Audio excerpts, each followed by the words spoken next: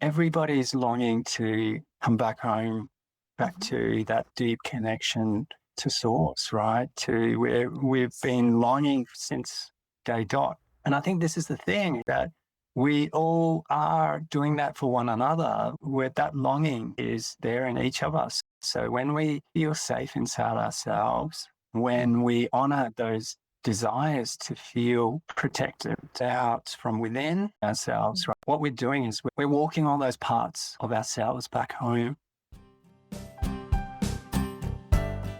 I'm Colleen Akiko, and this is episode 2 of Our Inner Ecology, Walking Ourselves Back Home. My conversation with artist and healer, Jhana Bowen. Before we begin, I want to offer a gentle contents note. This conversation includes a personal story involving suicide and suicidal thoughts. Please care for yourself as you listen and pause or step away if you need to. In this episode, we explore the protective intelligence that reminds us not everyone or everything is safe to open to, and the deeper question beneath it: how do we honor the parts of ourselves that protect us without allowing protection to cut us off from connection? Jhana invites us to consider what happens when we stop exiling the parts of ourselves that feel frightened, wounded, or difficult, and instead begin walking them back home.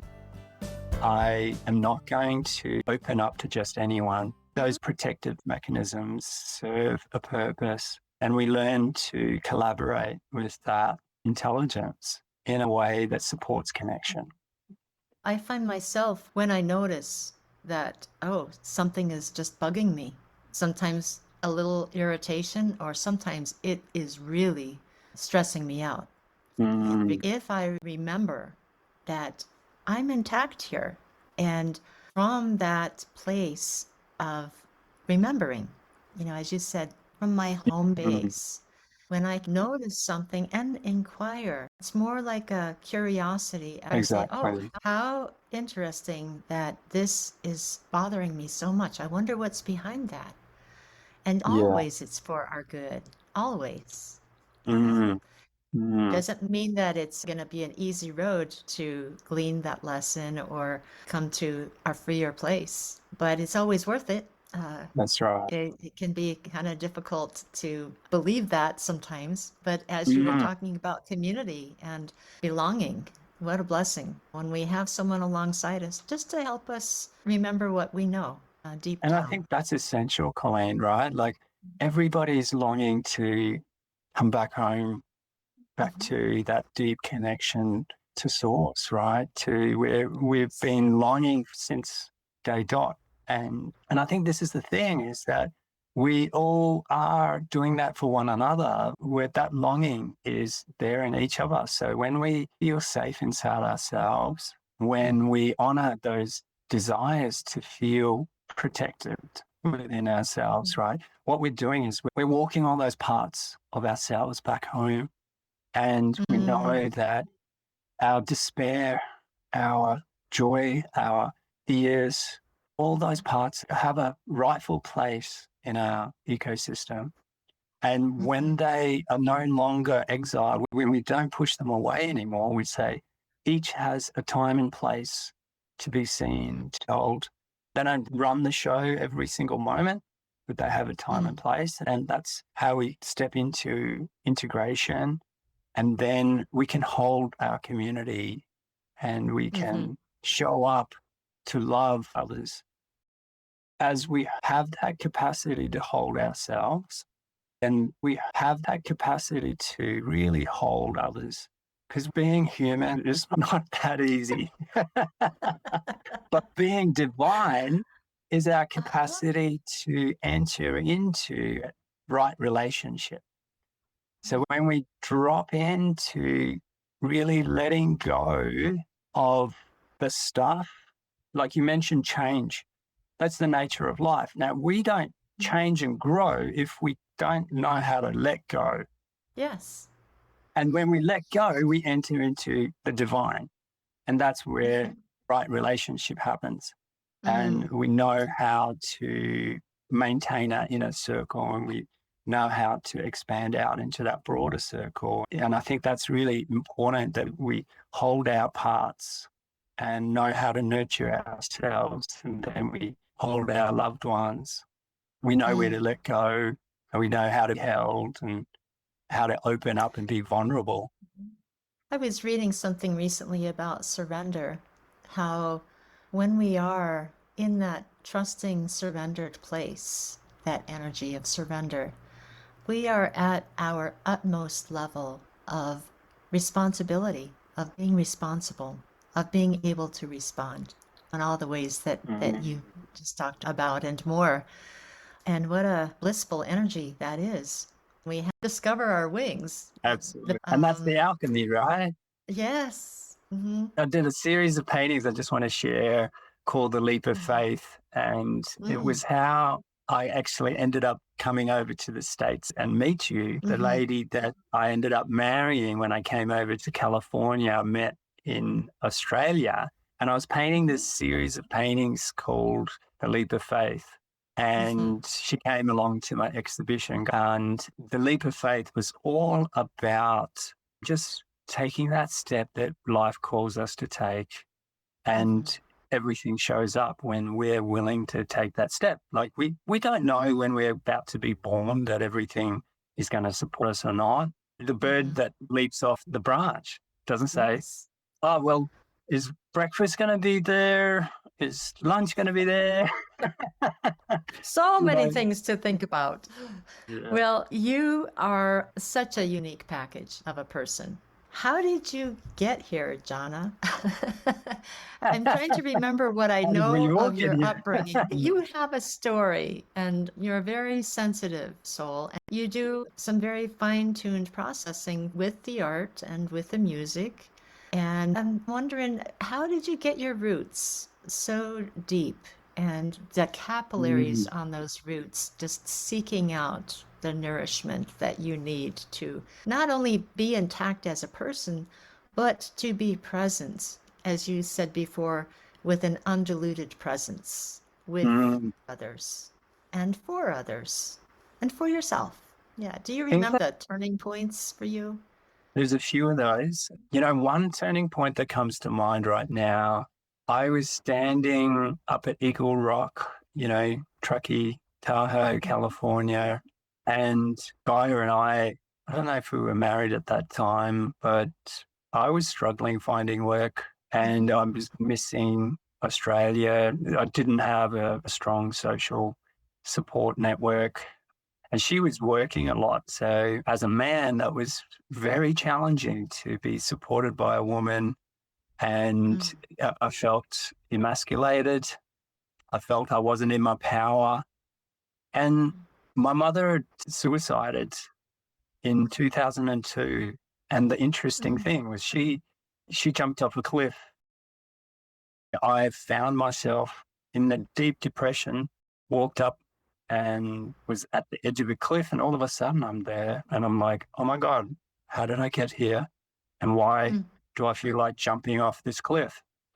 Mm. And I just literally started crying, tears and tears and tears. And I remember thinking to myself, if my spiritual practice counts for anything, this is the moment that it Mm. makes all the difference. Mm. And all these tears were just streaming down my face. And I was just like, there's no escape Mm. from human suffering. There's nowhere to run. Mhm. And it's not going to end if I jump. Right. That's how my mother went. And I Mhm. could see this in family constellations therapy. That Mark Wallen wrote this book called It Didn't Start With You.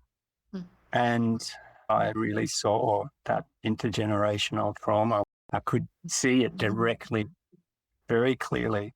And at that moment, I just made peace with that suffering. I knew that there was no escaping it. And I Mhm. turned around that day and walked away from that cliff, knowing that that was a significant turning point in my life Yes. of starting to hold myself, starting to Yes. hold suffering. I found a scarf that day on the Eagle Rock there and brought it with me just a reminder. I don't have that scarf anymore, but that place in my heart remains. And yeah, I think, each of us have those significant markers in our lives where we're all different. We all have different experiences, we're all unique, but we are all touched deeply by life, and we all have our protective mechanisms. So we want all to feel safe, and I don't think we're different in that. How we respond is everything. I really don't think we can ever escape human suffering, no matter how much we try. And I think the catalyst is that transformation really is in making peace with that. Every saint had to go through that. And from my studies, we look at shamanism. Every soul, every healer goes into those depths of human consciousness to recover our true selves. And we don't do that without some measure of suffering. Yes. And what a gift when we have someone to remind us that this is part of why we are here in the body, to know that this suffering doesn't demolish us. It teaches us, and it can have the effect of chipping away all that is not who we are and showing us what is the illusion and what is the deeper reality. Yeah. That's such a touching story of your experience on the cliff at Eagle Rock. There are so many who haven't been able to hold their suffering, who pass over to the other side. Yes. And we grieve. We grieve them. We honor them in our grieving, in our sadness, I think we've all been touched by loss to some degree, and it's not that that's wrong. It's still a tragedy, and they're the footprints in our soul. We leave those guideposts to love, and they tell that's us what I was thinking stories. Too. They tell the stories of our heart, As an artist, I remember an experience when I was actually in high school. I don't know if I ever told you this, but I used to paint, and I had a teacher who was a Yamez Indian master watercolorist. And for some reason, he adopted me. I used to show my little paintings next to his and the art shows, and that was my delight, to learn all these wonderful ways of painting and color. And I remember one day in art class, he gathered everybody around, and he had a big painting that he'd been working on, a watercolor. And as far as I was concerned at that point, I'm like, wow, what a nice painting. This is really cool. What a great painting. And then it became apparent that he was going to paint on his painting. And part of me is like, oh no, you might mess it up. Don't do that. And he mixed some really dark brown and some dark blue, and he made as black could be and put more color in there. So it could not have been more black. I'm like, oh my gosh, he's going to ruin the painting. And he got the black so dense and so dark. And then he just put a few touches. Maybe he spent all of 60 seconds just touching here, touching there. I think it was a kind of a stylistic Southwest painting of a barn that was half broken down. The fence was a raggedy fence and some trees and things. And he just put the blackest black here and there in that painting, and it popped. The painting popped. It was like it brought it out into a different dimension. And that's what the dark did with that painting. And I remember that, and I think about that even when I have an opportunity to do art or to view art. But just the courage that it takes to put the darkness in the picture.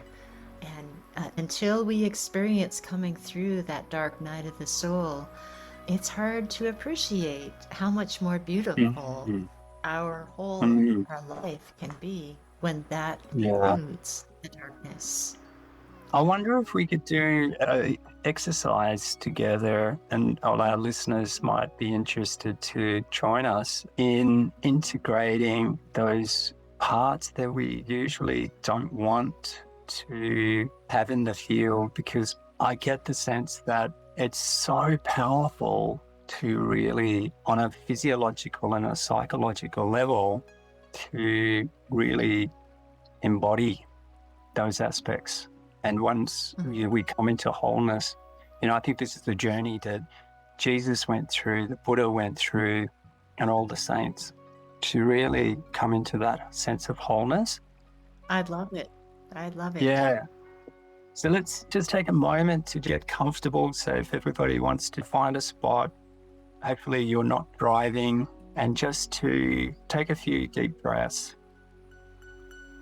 Maybe close your eyes if they're not already closed, and just get a sense of a global experience of having a body, your connection to country, to the planet.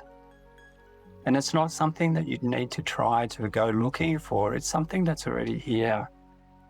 So every cell in the body knows what it needs to do. Every bone, every organ, every muscle is in right relationship to the rest of the field, in wholeness, from birth to now, from conception to this moment. And let's take a few moments to really listen to this intelligence that's not only operating through each of us, each body, but also to the field that this intelligence expresses itself through. It's the one intelligence moving through all of life. And it's not that we need to get somewhere or find certain something, but it's just opening up to and being receptive to this one intelligence. We're listening through the body, through the psyche, through the dreaming body. We're listening to nature, and we're a part of everything already. And let's just bring into this space of deep listening an awareness of parts of ourselves that we may have distanced ourselves from. And the way we know what we've distanced ourselves from is those parts that feel unlovable, uncomfortable, and they are usually repressed into our unconscious. It's what we usually term as our triggers, our protective mechanisms. And usually they come with a lot of emotion. And that's part of our intelligence. That's part of our psyche. That's part of the greater body, the field. And let's open compassionately to the wisdom that's in that. So I'm inviting you to love those parts of yourself, those parts of the intelligence, holding these parts of ourselves with reverence. It's not that we have to do anything, it's just listening deeply to how this is intrinsically a part of us, a part of the whole collective field of who we are. And who we are is reflected throughout all of life.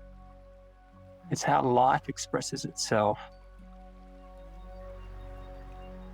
And just come into your breath, into your body expressed as life itself. And the invitation is to trust this expression of life. So life is happening for me and not to me. And as we really step into this, it may reveal itself to you as an opening into a greater degree of comfort rather than discomfort.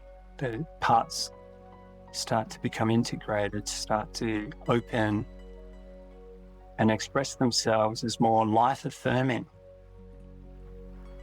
as you become more embodied. And you might imagine a greater degree of presence, of aliveness. You might experience a greater degree of connection across the field of your awareness, and just invite you to expand, to explore beyond the periphery of your current state, to include your environment, to include the space. So you're aware of the body and the internal spaces inside your body. And from that awareness, include the space around you, whether you're in a room or outside. That awareness of space inside your body is now including the space around your body. And then further outside of that, the entire house or the space around you, the trees, the animals, the neighborhood, the horizon. This is the community that we are intrinsically a part of. So we are the rivers, the mountains, the sky, the planet, and all of humanity. And just get a sense of that ecosystem that stretches out from within to around. So the inner global ecosystem and the outer global ecosystem is one expression of intelligence. Listen, it's not that you have to get to some place that's imagined, it's actually already present. And just notice what that feels like as a lived experience. And then just beginning to come back to present time awareness, body in the room, in the space, wherever you're sitting. You might hear some sounds around you, birds chirping, sounds of the forest or the neighborhood, feet on the floor, your bum on the chair, sound of my voice. And when you're ready, you can just open your eyes. Thank you, Jhana. That felt for me like honey, golden honey. Thank you for joining me for episode 2 of Our Inner Ecology with Jhana Bowen, called Walking Ourselves Back Home. As you move back into your day, you might carry this question with you. What part of you has been waiting to be welcomed home, not corrected, overcome, or pushed away? Jhana's visual art is also being featured in the restorative gallery inside the Bowl of Light Cafe. You are warmly invited to visit. Come spend time with his work and continue this reflection in community. You can find the cafe and everything connected with this episode through songrise.live. That's songrise.live. I'm Colleen Akiko. Thank you for listening, and may every part of you be feeling held and tenderly nurtured. Aloha.